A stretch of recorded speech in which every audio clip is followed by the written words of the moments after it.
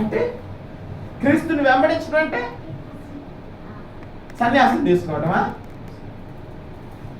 అంత లోకంతో అంత మోసుగా ఉండి అంత పెన వేసుకోనండి. మరి ఇదంతా ఎందుకు? ఈ నాటకం ఎందుకు? విడుదల ఇవ్వాలంట. నేను ఇవాళ విడుదల ఇస్తానండి, ఓకే, దేహాన్ని నిలబడతానండి. వాళ్ళలో భక్తి జీవితం లేదు కనుక, మారు మనసు లేదు కనుక, పాపాన్ని వదులుకోవాలన్నటువంటి లక్షణం వారిలో లేదు కనుక, పాపం చేశాను నా పరిస్థితి ఇలా అయిందనే పశ్చాత్తాపం లేదు కనుక నేను విడుదల ఇస్తాను, అదే నిలబడతాను. మరలా వాళ్ళు ఎక్కడికి వెళ్తారు? రేపొద్దున మరలా ఎక్కడికి వెళ్తారు? వాళ్ళు సాతాను దగ్గరికి వెళ్తారు. నేనంట సాతాను నిలగొట్టాలంట, దేహాన్ని నిలగొట్టాలంట, చాతబడి నిలగొట్టాలంట. వాళ్ళు మాత్రం యేసు ప్రభువుని చేర్చుకోరంట. హల్లెలూయా. అప్పుడు చాతబడి చేసే మాంత్రికుడికి నాకు ఏమన్నా తేడా ఉండదా చెప్పండి? దేవుని స్తోత్రం కలుగును గాక. హల్లెలూయా. అమ్మ, ఈ విడుదల తంత్రాలు మంత్రాలు ఇవన్నీ తర్వాత. రక్షణ నమ్మి బాప్తిస్మం పొందినవాడు రక్షించబడును, నమ్మని వానికి శిక్ష విధించబడును. హల్లెలూయా. రక్షణ పొందుకోమ్మా, యేసుని నీ హృదయంలో చేర్చుకోమ్మా, యేసయ్య దగ్గర నీ పాపాలు ఒప్పుకోమ్మా, ఆయన రక్తంతో నిన్ను కడుక్కోమ్మా అంటే దేవుని స్తోత్రం. ఇప్పుడే కాదులే పాస్టర్ గారు. మరి ఇప్పుడు ఆమెకు వచ్చినటువంటి రోగము ముందు లేని రోగం, కుచించుకుపోయే రోగం, బతుకుద్దో చచ్చిపోద్దో తెలీదు, కానీ లోకం కావాలంట. ఈ పరిస్థితిలో కూడా లోకం కావాలంట. తనకు రక్షణ గురించి చెప్పాలని నాకు లేదు, కానీ పరిశుద్ధాత్మ దేవుడు చెప్పాడు, నువ్వు చెప్పు, విడుదలిద్దు కానీ నువ్వు కొంచెం చెప్పు, నువ్వు కొంచెం ఆగు. హల్లెలూయా. Hold on. ముందు మాట చెప్పు, వాళ్ళ రెస్పాన్స్ ఏంటో చూడు.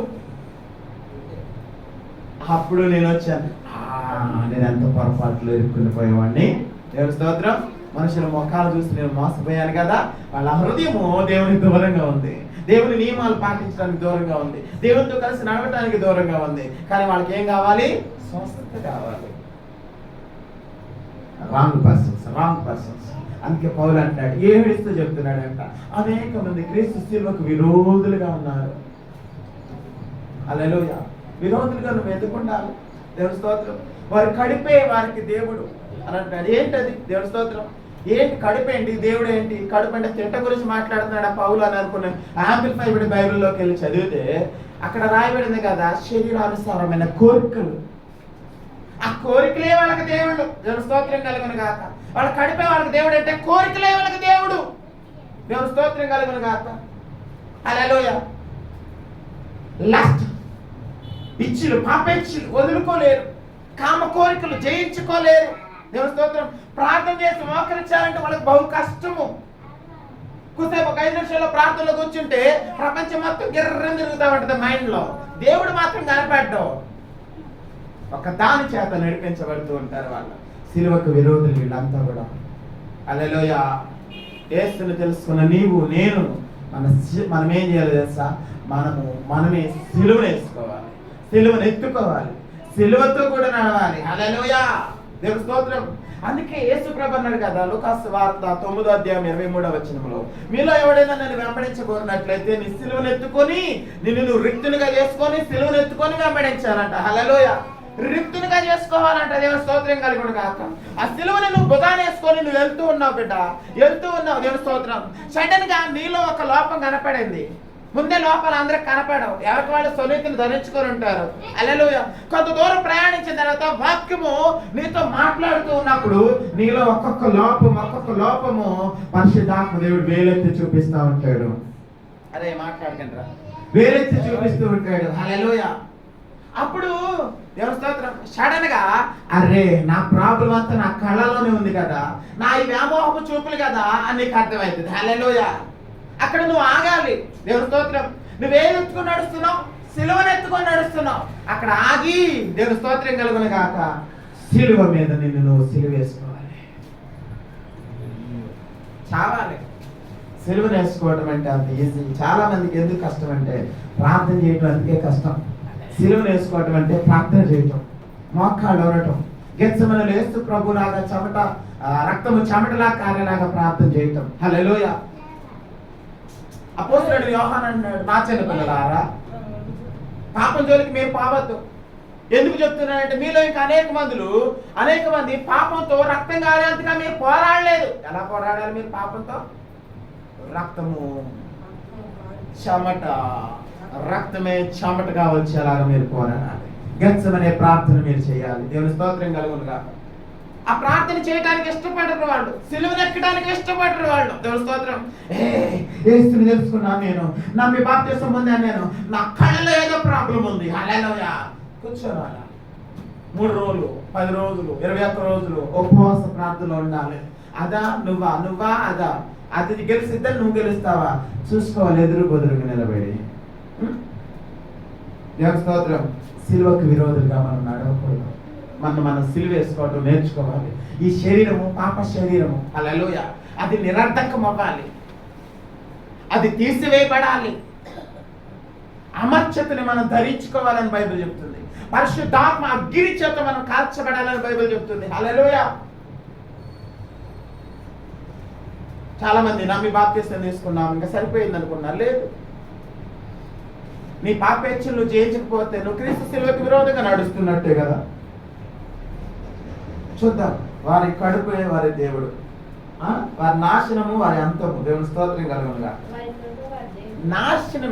నాశనములోకి నడుస్తున్నారు వీళ్ళు. మరి బాప్తిసం తీసుకున్నారుగా, సంఘంలో చేర్చబడ్డారుగా. నో, అంతము వరకు పరిపూర్ణతలోకి నువ్వు వెళ్ళిపోవాల్సిందే. నీలో లోపం ఉండకూడదు, నీలో మచ్చ ఉండకూడదు, నీలో డాగ్ ఉండకూడదు, నీలో కల్మషం ఉండకూడదు. సాతాను నిన్ను ఏలెత్తి చూపించకూడదు. ఎఫెసీయులకు రాసిన పత్రిక, కొలస్సీయులకు రాసిన పత్రిక 1వ అధ్యాయము 22వ వచనం చూద్దాం. మరియు 22వ వచనం 1:22 కింద. అదే, తన సన్నిధిని పరిశుద్ధులుగాను నిర్దోషులుగాను నిరపరాధులుగాను నిలవబెట్టుటకు ఆయన మాంసయుక్తమైన దేహమందు మరణము వలన ఇప్పుడు మిమ్ములను సమాధానపరచును. స్తోత్రం కలుగునుగాక. హల్లెలూయా.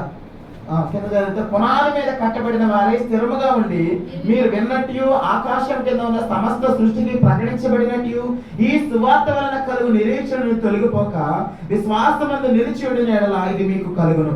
పౌలును నేను ఆ సువార్తకు పరిచారకుడనైతిని. హల్లెలూయా. తన సన్నిధిని పరిశుద్ధులుగా నిర్దోషులుగా అన్న మాట అక్కడ బియాండ్ క్రిటిసిజం. ఎవ్వరు మిమ్మల్ని ఏలైతే చూపించడానికి వీల్లేదు, ఎవ్వరు కూడా మిమ్మల్ని ఏలైతే చూపించడానికి వీల్లేదు అని అంటే వీల్లేనట్టుగా నువ్వు ఉండాలా వద్దా? యేసు ప్రభువు అన్నాడు, ఇదిగో లోకాధికారి సాతాను, వాడికి సంబంధించిన ఏవి నాలో లేవు. పాస్టర్ గారు, యేసు ప్రభు సాధ్యమయ్యా, మనకెట్ట సాధ్యమయ్యా? మనకి సాధ్యమే. బైబిల్ మనం కూడా అలా ఉండమని చెప్తుంది. దేవుని స్తోత్రం. లోక సగమేమో సంఘంలో, సగమేమో దేవుళ్ళు, సగమేమో లోకంలో, ఇలాగా పాటలు ఉండమని చెప్పట్లా. మనమందరము క్రీస్తు అవయవములై ఉన్నాము, క్రీస్తు శరీరంలో సాటి అవయవాలమై ఉన్నాము. సంఘము అనగా ఆయన శరీరము, సంఘానికి శిరస్సు యేసు క్రీస్తు. క్రీస్తును పోలి మనం నడుచుకోవాలి, ఆయన పోలికలోకి మనం వెళ్ళిపోవాలి. హల్లెలూయా. ఆయన రూపంలోకి మనం రూపాంతరం చెందాలి. దేవుని స్తోత్రం. నువ్వు బాప్తిసం తీసుకున్న ఆ రోజే నువ్వు ఆ మహిమలోకి వెళ్ళకపోవచ్చు, కానీ ప్రతిరోజు నువ్వు సిలువను వేసుకోవడం నేర్చుకోవాలి. ప్రియమైన దేవుని బిడ్డ. హల్లెలూయా. మోకాళ్ళ అనుభవము, కన్నీటి ప్రార్థన, ఉపవాసము, ఇవి తప్పక సిలువకు సూచనలై ఉన్నాయి. దేవుని స్తోత్రం కలుగునుగాక. విశ్వాసము, హల్లెలూయా, యేసుక్రీస్తు యందు విశ్వాసము. ఈ యొక్క దేవుని స్తోత్రం నిలువు కర్ర అనుకున్నాము. హల్లెలూయా. దానికి మళ్ళా 3 ఉన్నాయి. దేవుని స్తోత్రం కలుగునుగాక. అప్పుడే సిలువ కదా. దేవుని స్తోత్రం. ఒకటి మోకాళ్ళ ప్రార్థన, ఒకటి కన్నీటి ప్రార్థన, హల్లెలూయా, ఒకటి విశ్వాసము. దేవుని స్తోత్రం. నిరీక్షణ. ప్రియమైన దేవుని బిడ్డ, నీవు క్రీస్తు కూడా సిలువేయబడాలి. హల్లెలూయా.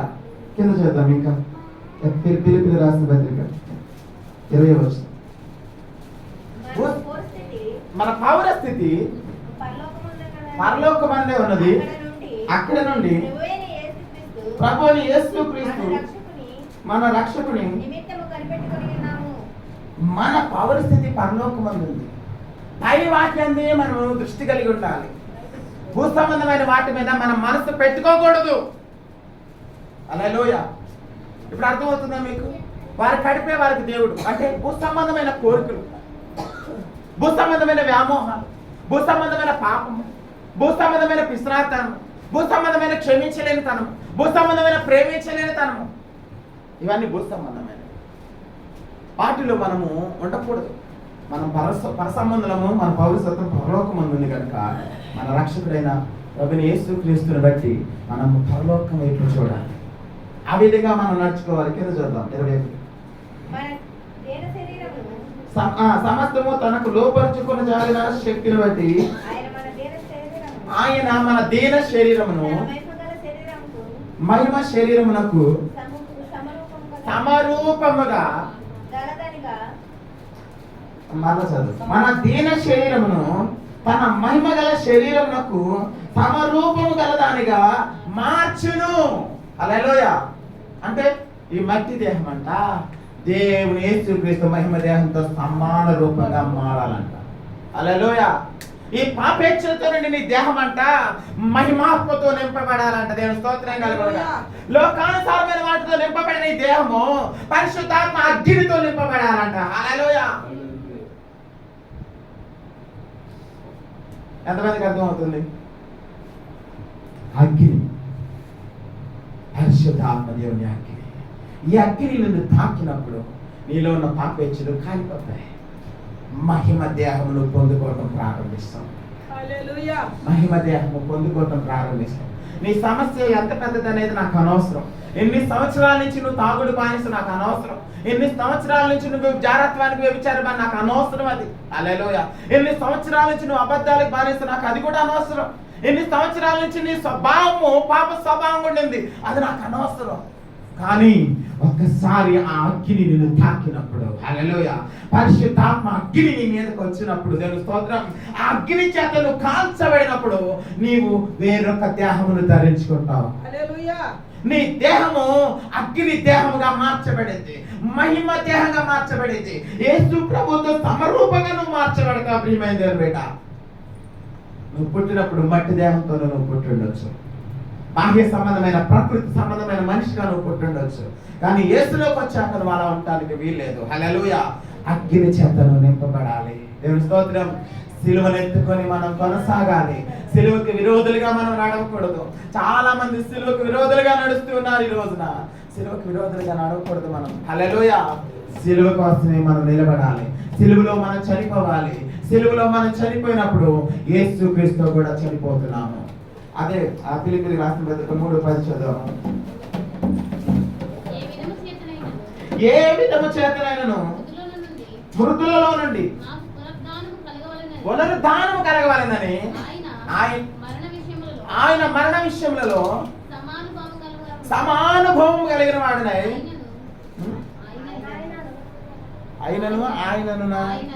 ఆయనను పునరుద్ధాన బలమును ఎరుగు నిమిత్తమును ఆయన శ్రమలలో పాలెవాడగుట ఎటుతో ఎరుగు నిమిత్తము సమస్తమును నష్టపరుచుకొని వాటిని పెంటతో సమానంగా నేను ఎంచుకొని ఉన్నాను. హల్లెలూయా. పౌలుకి ఒక గురి ఉంది, పౌలుకి ఒక కోరిక ఉంది, ఒక డిజైర్ ఉంది పౌలుకి. హల్లెలూయా. ఏంటిది అంటే పునరుద్ధానంలో పాలువాడిని అవ్వాలి నేను అన్న కోరిక. ఆ కోరిక తీవ్రమైపోయింది. దేవుని స్తోత్రం కలుగును గాక. హల్లెలూయా. ఆయన అంటున్నాడు కదా, నాకేమేమి మేలులేనివ్వమని నాకు అవసరం, నాకు వద్దు అనుకున్నాను నేను, నాకు ఉపయోగకరమైంది నాకు వద్దు అనుకున్నాను నేను. ఇంకా గలతీయులకు రాసిన పత్రిక 6వ అధ్యాయం చివరిలో ఆయన అంటాడు కదా, లోకములకు నేను, నాకు లోకము సిలువేయబడ్డాము అని అంటాడు. హల్లెలూయా. శరీరముగా నేను సిలువేయబడ్డాను, ఇక మీద ఎవడు నన్ను శరీరంగా చూడటానికి వీల్లేదు అని అంటాడు. హల్లెలూయా. పౌలు స్టేట్మెంట్లో ఏంటిది అని అంటే, దేవుని స్తోత్రం, ఆయనలో ఒక కోరిక, తీవ్రమైన కోరిక, ఈ లోకాన్ని త్యజించుటకు ఆ కోరిక నీలో ఉండాలి. ఆ కోరిక ఏదో తెలుసా? ఆయన పునరుద్ధానంలో నేను కూడా పాలువాడిని అవ్వాలి. హల్లెలూయా. ఊరికనే పునరుద్ధానం వచ్చిందా? శిలువ మరణం లేకుండా పునరుద్ధానం లేదు కదా. మొదట శిలువ మరణం, ఆ తర్వాతే పునరుద్ధానము. దేవుని స్తోత్రం కలుగును గాక. హల్లెలూయా. యేసు మనకు మార్గమై ఉన్నాడు కనుక ఆయన పొందిన అనుభవము, ఆయన శ్రమ అనుభవము గుండా నేను వెళ్తున్నాను, ఎందుకంటే ఆ తర్వాత నాకు పునరుద్ధానం ఉంది. హల్లెలూయా. ఆ ఆ పునరుద్ధానములో సహ అనుభవం కలిగిన వాడినై ఉండటకు నేను ఆయనతో కూడా మరణానుభవంలోకి వెళ్తున్నాను అంటున్నాడు పౌలు. సిలువ వేసుకోవడం నాకు ఇష్టం, సిలువలో నలగట్టు పట్టడం నాకు ఇష్టం, ఆయనతో ఆయన కార్చిన రక్తంలో ఏకదానిగా మారటం నాకు ఇష్టం. అయ్యా సిలువ శ్రమ, అయ్యా సిలువను ఎవరైనా కోరుకుంటారా? కానీ పౌలు కోరుకుంటున్నాడు. తీవ్రమైన కోరిక మంట ఆయనలో ఉంది. హల్లెలూయా. ఏ రకంగానైనా నేను పునరుద్ధానంలో క్వాలిఫై అవ్వాలని, సహానుభవం కలిగిన వాడిని అవ్వాలని అన్నింటి పెంటగా నేను ఎంచుకున్నాను. నాకొద్దు. హల్లెలూయా. ఒక చోట అంటాడు ఆయన, దేవుని స్తోత్రం, ఇతర సహోదరులకు వెళ్ళి, ఇతర అపోస్తలకు వెళ్ళి విశ్వాసురాలైన భార్యని ఎంట పెట్టుకొని తిరగటము నాకు లేదా భాగ్యము అని అంటున్నాడు. హల్లెలూయా. ఎందుకు లేదు? ఉంది. కానీ పౌలు ఏమన్నాడు తెలుసా? ఒక కొరింథీయులకు రాసిన పత్రికలో, వివాహం కాని వారికి నేను చెప్పున్నది ఏమనగా, నాకు మేలే మీరు ఉండండి, ఒంటరిగా ఉండండి, అది మీకు మేలు. దేవుని స్తోత్రం. అంటే ఈయన ఎలా ఉన్నాడు? ఒంటరిగా ఉన్నాడు. ఎందుకంటే సహోదరులు విశ్వాసురాలైన భార్యని ఎంట పెట్టుకొని తిరగటం నాకు లేదన్నప్పుడు ఈయనకు విశ్వాసురాలైన భార్య లేదు, కుటుంబం లేదు. దేవుని స్తోత్రం కలగడం. చాలా మంది అన్నారు పౌలుకి భార్య ఉంది, మేబీ డివోర్స్ ఇచ్చి ఉండొచ్చు, విడాకులు ఇచ్చి ఉండొచ్చు, మేబీ తను చనిపోయి ఉండొచ్చు, ఈ రెండింటిలో ఏదో ఒకటి అయి ఉండొచ్చు అని థియాలజీ అని చెప్తున్నారు. దేవుని స్తోత్రం కలగడం. హల్లెలూయా. అంటే ఆయన ఏమనుకున్నాడు? హల్లెలూయా. సంసార సుఖము నాకొద్దు, మరణ అనుభవం కావాలి, పునరుద్ధానం నాకు కావాలి. హల్లెలూయా. డబ్బు నాకొద్దు, నాకు మరణము పునరుద్ధానం కావాలి. దేవుని స్తోత్రం కలుగును గాక. లోకంలో ఉన్న వ్యామోహాలు నాకు అవేవి వద్దు, పెంటతో సమానము. పునరుద్ధానం నాకు కావాలి, పునరుద్ధానం కావాలి. ఏ రకంగానైనా పునరుద్ధానంలో నేను ఉండాలని. హల్లెలూయా. వాడ బద్దలై 3 రోజులు సముద్రంలో ఉన్నాడంట. హల్లెలూయా. దేవుని స్తోత్రం. గలతీయులకు రాసిన పత్రిక 2:20 అని అంటాడు కదా, నేను యేసు కూడా సిలువేయబడి ఉన్నాను. హల్లెలూయా. నేను సిలువేయబడి ఉన్నాను అంటే ఆయన పునరుద్ధానం కూడా అయ్యాడు. క్రీస్తు జీవిస్తున్నాడు. దేవుని స్తోత్రం కలుగును గాక. ఆయన చంపాలని రాళ్ళతో కొడితే ఆయన చచ్చిపోయాడు. సహోదరులు చుట్టూ నిలబడగా మళ్ళా దిగ్గును లేచాడు. హల్లెలూయా. మరణము చూశాడు పౌలు, పునరుద్ధానము కూడా చూశాడు పౌలు. దేవుని స్తోత్రం కలుగును గాక. హల్లెలూయా. ఇక మీద ఆయన కళ్ళు ఉన్నాయి కానీ పాపానికి అవి లోబడవు. దేవుని స్తోత్రం.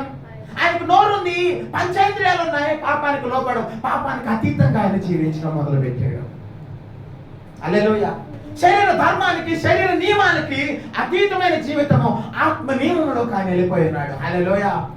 అందుకే పౌలు రాస్తున్నాడు, రోమీయులకు రాసిన పత్రిక 8వ అధ్యాయము 1-2 వచనాలు ఆయన ఏమన్నాడు తెలుసా? హల్లెలూయా. శరీరం అనుసరించక ఆత్మని అనుసరించి మనయందు యేసు క్రీస్తునందున్న వారికి ఏ శిక్ష విధి లేదు. క్రీస్తు యేసునందు జీవమునిచ్చు ఆత్మ యొక్క నియమము పాప మరణ నియమాల నుంచి నన్ను, హల్లెలూయా, నన్ను, మిమ్మల్ని కాదు, నన్ను, అందరినీ నన్ను. దేవుని స్తోత్రం. అక్కడ వాక్యం యూనివర్సల్ కాదు, అది అందరికి వర్తించేది కాదు. ఎవరైతే మరణంలో నుంచి వెళ్ళారో, పునరుద్ధానుభవంలోకి వెళ్ళారో, ఆ పరిశుద్ధాత్మ నియమంలోకి వెళ్ళారో వాళ్ళలో పాపము కనపడదు, పాపము చేయలేవు. పాపము చేయకుండా ఒగ్గబట్టుకోవడం గురించి నేను మాట్లాడట్లేదు. అమ్మో నేను అటు చూడకూడదు, అమ్మో దేవుని స్తోత్రం నేను చూడకూడదు, అమ్మో ఫోన్లో అయ్యో వస్తే అమ్మో నేను ఇది చూడకూడదు, అమ్మో ఇట్లా దాక్కోవడం గురించి కాదు. హల్లెలూయా. నీ కళ్ళు అగ్ని నేత్రాలుగా మారుతాయి, నీ శరీరం అగ్ని శరీరంగా మారేది. పాపం నువ్వు చేయలేవు. You cannot. దీని గురించి పౌలు మాట్లాడుతున్నాడు. మళ్ళా చదువుదాం. హల్లెలూయా. యేసుక్రీస్తునందు జీవమునిచ్చు ఆత్మ యొక్క నియమము పాప మరణ నియమాల నుండి నన్ను విడిపించును. హల్లెలూయా. పౌలు నీకు ఎలా సాధ్యమైంది? దేవుని స్తోత్రం. ఆయన మరణంలోకి నేను వెళ్ళాను, ఆయన సిలువను నేను ఎక్కాను, ఆయన పునరుద్ధాన శక్తిని నేను పొందుకున్నాను, పునరుద్ధానంలో నేను లేచి ఉన్నాను. జీవించింది నేను కాదు, క్రీస్తు. మీలో అనేకులు సిలువకు విరోధంగా నడుస్తున్నారేమో. సిలువను మీరు హత్తుకోండి, సిలువను మీరు ప్రేమించండి. దేవుని స్తోత్రం కలుగును గాక. చాలా మంది రహస్య పాపాలను ప్రేమిస్తారు, రహస్యంగా క్రైస్తవులు ఉండటానికి ఇష్టపడతారు. దేవుని స్తోత్రం. నో, మన బాహటంగానే క్రైస్తవులు ఉండాలి, బాహటంగానే నడవాలి, బాహటంగానే ప్రార్థన చేయాలి. మనకు లోపల ఒక ముసుగు, బయట ఒక ముసుగు ఎందుకు మనకి? దేవుని స్తోత్రం. ఎంతమందికి అర్థమవుతుంది? నువ్వు క్రైస్తవురాలివి, నువ్వు పెళ్లికి వెళ్ళినా క్రైస్తవురాలివే, ఇంట్లో ఉన్నా క్రైస్తవురాలివే, నువ్వు పనికి వెళ్ళినా క్రైస్తవుడివే. ఇంట్లో ఉన్న క్రైస్తవుడివే, దేవుని స్తోత్రం. నువ్వు సెంటర్కి వెళ్ళిన క్రైస్తవుడివే, హల్లెలూయా. చర్చిలో ఉన్న క్రైస్తవుడివే, నీకెందుకు ఇన్ని ముసుగులు, హల్లెలూయా. ఓకే, ముసుగు క్రీస్తుని ధరించుకోవాలి. ఎంతమంది ముసుగేసుకొని బతుకుతున్నారు? ఇంకా పౌలు అంటాడు కదా, హల్లెలూయా, ఈ సువార్త విషయమై నేను సిగ్గుపడి వాడను కాను. మనం ఎందుకు సిగ్గుపడాలి? మనం ఏం తప్పు చేస్తున్నామా? మనం ఎందుకు తక్కువాలి? మనం ఏం తప్పుడు మతంలోకి వచ్చామా? తప్పుడు న్యాయాన్ని, తప్పుడు ధర్మశాస్త్రాన్ని మనం పాటిస్తున్నామా? బైబిల్ దేని గురించి మాట్లాడుతుంది? పరిశుద్ధత గురించి. నీతి నియమాలు పాటించే మనం ఎందుకు దాక్కోవాలి? స్తోత్రం కలుగును గాక, హల్లెలూయా. మీకు రోషం రావాలని మాటలు చెప్తున్నాను. దేవుని స్తోత్రం కలుగును గాక, హల్లెలూయా. ఇంకా నీలో పాపేచ్ఛలు ఉంటే నువ్వేం చేయాలని చెప్తున్నాను నేను? అగ్ని చేత నింపబడాలని చెప్తున్నాను నేను. సిలువ నేర్చుకోవాలని చెప్తున్నాను నేను, హల్లెలూయా. నీ దగ్గర సిలువ ఉంది, దేవుని స్తోత్రం. సిలువను ఎత్తుకున్నావు, ఎత్తుకున్న నీవు ఆ సిలువను ఎక్కటానికి సంకోచించొద్దు, హల్లెలూయా. సిలువని పొందుకోవటము, హత్తుకోవటము ప్రేమ. నీ ప్రేమ అంతా వెల్లడి. నాకెంత భాగ్యమో సిలువ, దేవుని స్తోత్రం, హల్లెలూయా. సిలువ దగ్గర నుంచి నేను, అందుకని పేతురుని సిలువేయాలంటే యేసుక్రీస్తు వలె నన్ను కూడా సిలువేయన్నాను. ఆయన సిలువలాగా వేయటం నేను భాగ్యుడి కాను, కాబట్టి ఇంటూ ఆకారంలో సిలువేయమన్నాడు ఆయన. దేవుని స్తోత్రం కలుగును గాక, హల్లెలూయా. అపోస్తలులందరూ ఇష్టపూర్వకంగా చచ్చిపోయారంట, వాళ్ళకి ఎంతో ఇష్టం అంట, హల్లెలూయా. పౌలు రేపొద్దున నీ మెడ తాకొస్తారంట, దేవుని స్తోత్రం. వావ్, విడుదల సమీపించెను, వెలుగు ఉదయించెను, హల్లెలూయా. పౌలు పాట ఏమో అలాగ, నాకు విడుదల వచ్చేసింది, వెలుగు వచ్చేసింది. మరి నీ పాట, నీ హృదయ స్పందన ఎలా ఉంది? హల్లెలూయా. సిలువకు విరోధులుగా ఎవరు ఉండదు.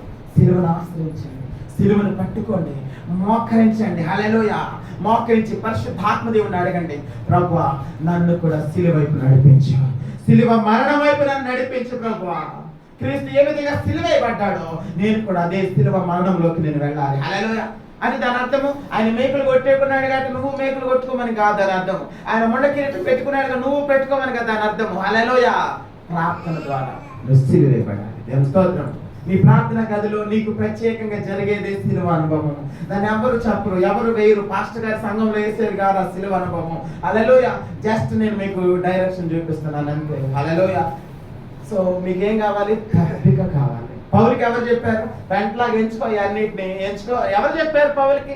ఎవరో చెప్తే వచ్చింది ఆ బస్సి, ఎవరో చెప్తే వచ్చింది ఆ కోరిక, హల్లెలూయా. నువ్వు చూజ్ చేసుకుంటావు. 24 గంటల టైం నీ ఫోన్ చూస్తానే సరిపోదు, నీ ఫోన్ మీద ఉంది నీకు ఆసక్తి. నీ గంటలకైనా టైం ఆయమ్మొచ్చు ఏమొచ్చు చెప్పుకోవడానికి సరిపోదు, నీకు అందులో ఉంది నీ ఆసక్తి. కానీ పౌలుకి ఆసక్తి వేరే దానిలో ఉంది, హల్లెలూయా. 3 సంవత్సరాలు ఆయన అరేబియాలోకి వెళ్ళిపోయాడు. ఏ మనుషుని ఆయన సంప్రదించలేదంట, దేవుని స్తోత్రం కలుగును గాక. అక్కడికి వెళ్ళాడు ఆయన ప్రత్యక్షతను పొందుకోవటం కోసం. దప్పిక, కోరిక ఎంతమందికి ఉంది ఈరోజు? ఎంతమందికి కావాలి అగ్ని? హల్లెలూయా. ఇంకా నాలో ఏదైనా ఉందా అని ఎప్పటికప్పుడు నిన్ను నువ్వే పరిశోధించుకోవాలి, నిన్ను నువ్వే స్కానింగ్ లో పెట్టుకోవాలి, నీకు నువ్వే రిపోర్ట్ తీసుకోవాలి. దేవుని స్తోత్రం కలుగును గాక. పరిశుద్ధాత్మ దేవుని ఎదుట మోకరించి భాషలతో ప్రార్థన చేయడం మొదలు పెట్టాలి. అగ్ని చేత నువ్వు కాల్చబడాలి, హల్లెలూయా. నేను చెప్తున్నాను, ఒక్కసారి అగ్ని నిన్ను కాలిస్తే లోకానికి నువ్వు వేరైపోతావు. దేవుని స్తోత్రం కలుగును గాక, హల్లెలూయా. దేవుని నిక్కటంగా ప్రేమించడం నువ్వు ప్రారంభిస్తావు. పాపానికి నువ్వు వేరైపోతావు, నువ్వు పాపం చేయలేవు. దుర్నీతికి వేరైపోతావు, నువ్వు దుర్నీతి పనులు చేయలేవు. నీతి ఫలాలు ఫలిస్తావు, పరిశుద్ధ ఆత్మలు ఎదుగుతావు. దేవుడి మాటలు దీవించును గాక, ఆమేన్.